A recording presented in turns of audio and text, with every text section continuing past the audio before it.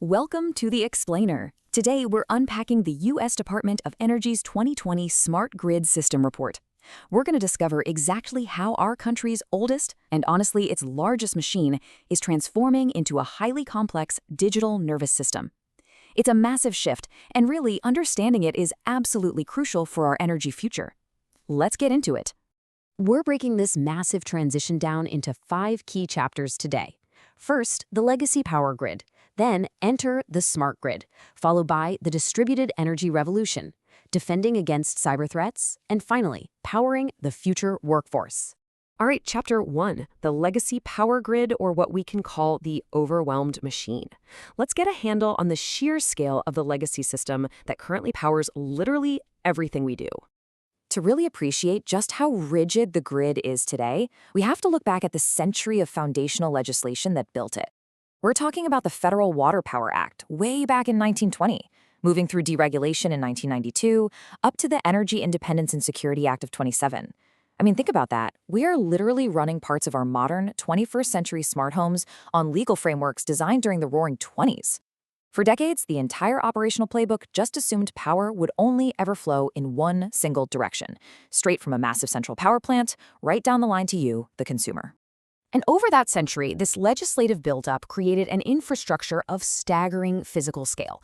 Today, this legacy system relies on over 5.5 million miles of distribution lines spread across the country. 5.5 million! To put that into perspective, you could wrap those wires around the Earth more than 200 times. It's a vast web stretching across mountains, cities, and neighborhoods, but remember, it was originally built for a completely different era of energy consumption. To serve 330 million people, this incredibly overwhelmed machine manages 1.2 million megawatts of generating capacity. And historically, all of that power moved one way. But today, with modern demands, this old electromechanical system is constantly stressed out. It's simply not agile enough to handle the wild, unpredictable power flows of the 21st century. Which brings us right into our second chapter. Enter the smart grid. The cyber-physical brain. This is where we upgrade from those old analog switches and manual dials to an interconnected, highly intelligent system. So what actually makes a grid smart? Well, the smart grid acts like a vital brain transplant for the power system.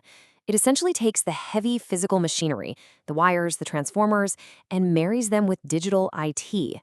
It gives the grid a real-time nervous system, allowing it to sense, communicate, and control power flows, which is exactly what keeps it from collapsing under its own complexity. Just think of it as a massive, real-time map where generation facilities, transmission lines, and your very own home are all digitally tethered together. We've got smart meters, grid automation, intelligent substations, and distributed energy management systems all constantly talking to one another. It is no longer a one-way street. It's this massive, ongoing, two-way conversation between every single component on the network. Let's look at a highly technical example. Integrated volt/VAR optimization. Okay, that sounds like a mouthful, but it's basically just how the grid maintains stable power quality. In the past, utilities would literally dispatch crews in trucks to go out and manually adjust equipment on telephone poles. Today, advanced algorithms and field networks do it instantly. We have literally replaced truck rolls with software, which is just wild to think about. And this newfound intelligence is the perfect foundation for our third chapter, the distributed energy revolution. We are talking about the massive shift happening right at the edge of the grid. We're right in the middle of a fundamental paradigm shift. On one side, you have the 20th century grid, built on simple central control and one-way power flow. On the flip side, the 21st century system demands complex, decentralized coordination of bidirectional power flow. Simply put, your house isn't just consuming electricity anymore. It might actually be producing it and sending it right back into those wires. This shift is primarily being driven by an absolute explosion of distributed energy resources, or DERs as the industry calls them. These are small-scale energy resources sited right in our own backyards. We're talking rooftop solar panels, local wind generation, home battery storage systems, electric vehicles, and community microgrids. The consumer is now a fully active participant in the energy ecosystem. And this decentralization is happening so fast that recent policies are totally rewriting the rules of our energy markets. Take FERC Order 2022, for example. This is a groundbreaking rule that allows DER aggregators, so groups of small rooftop solar arrays or home batteries, to bundle up and participate directly in wholesale electricity markets, exactly like a giant traditional power plant would. But to actually make that work safely, we need incredibly intricate coordination across the transmission and distribution boundaries. The grid literally has to track millions of tiny power plants at the exact same time. But as we interconnect millions of new smart devices like solar inverters and EV chargers, we have to look at the darker side of digitization. That's our fourth chapter, defending against cyber threats. Because, more connectivity inherently brings more risk. The Department of Energy outlines 4 distinct and pretty severe cyber risk pathways. First, malware can migrate from a digital grid device straight into a utility's corporate network. Second, integrating millions of these customer-owned edge-of-the-grid devices creates millions of brand-new entry points for malicious actors. Third, hackers might try to manipulate the GPS clocks that grid control equipment actually rely on for precise timing.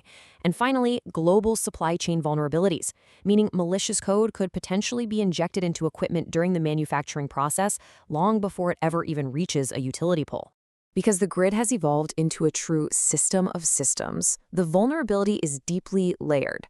Imagine physical substation devices at the absolute bottom level, intricately linked all the way up to enterprise markets at the top. The terrifying reality here is that if a hacker exploits just one single smart thermostat or a solar inverter, that malware could potentially migrate vertically straight into a utility's corporate IT network. Or, vice versa. Cybersecurity can't just be a perimeter fence anymore. It absolutely has to be baked into every single layer of the cake. This sheer technological complexity brings us to a really surprising twist in our final chapter, powering the future workforce. Because, let's be real, we can have all the advanced software in the world, but without the right people running it, it's totally useless. The biggest hurdle in upgrading our national infrastructure might actually be human. The report highlights a pretty alarming statistic, a 57% attrition rate among younger utility workers, specifically those aged 23 to 37. As older legacy engineers retire, utilities are struggling intensely to hold on to the young, tech-savvy workers who are increasingly being lured away by Silicon Valley and the broader tech industry. Because physical power wires are now converging with high-level IT, utilities desperately need a completely new profile of worker to manage this resulting mountain of data. The days of only needing mechanical engineers? Those are over. Today's grid demands system architects, data scientists to crunch predictive analytics, IT and OT cybersecurity specialists, and digital control engineers. Basically, the utility company of tomorrow is going to look a whole lot more like a software company. To solve this critical skills gap, the Department of Energy stresses that we have to take comprehensive and honestly exciting action. This means ramping up K-12 STEM education to get kids fired up about things like electric vehicles and microgrids early on. It means universities totally redesigning their power systems engineering programs to tackle real-world digital grid problems.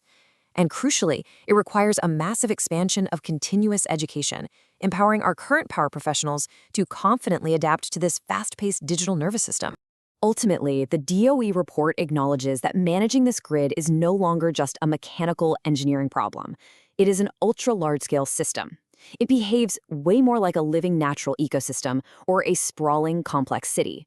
It's this massive, decentralized network that has to balance diverse inputs, handle continuous software updates, and adapt to normal failures without crashing. It really is a living, breathing entity that is constantly evolving.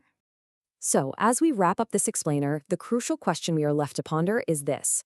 As we technologically transform our energy systems to survive the future and tackle climate change, how do we ensure the benefits of this remarkable smart grid are equitably accessible to all? Will the transition to decentralized power leave disadvantaged communities behind, or will we engineer a system that provides genuine energy justice for everyone? It's a monumental challenge for sure, but understanding the roadmap is that first crucial step. Thanks for joining me on this deep dive into the smart grid. Keep asking questions and keep exploring.